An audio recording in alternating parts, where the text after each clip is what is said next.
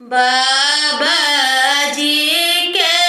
बगिया में घना फूल बड़िया से घना फूल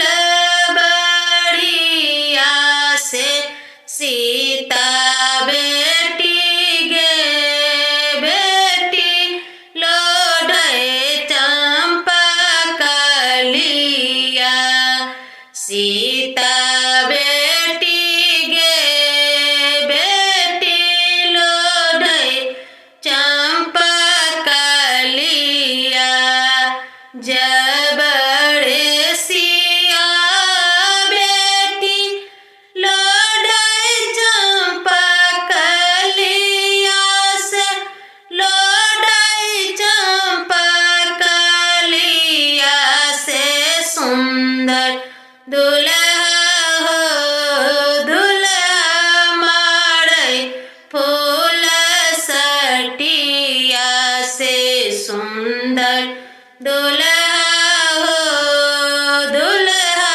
माड़े फूल सटिया जब बड़े सुंदर दुल्हा माड़े फूल सटिया से माड़े फूल सटिया से सीता बेटी गे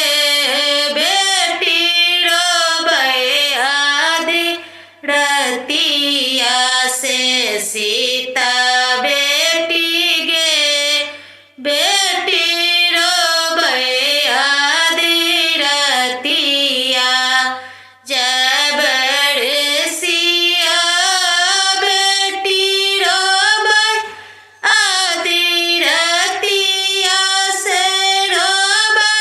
आदि रतिया से सुंदर दुल्हा हो दुल्हा पूछे दिल के बतिया से सुंदर दुल्हा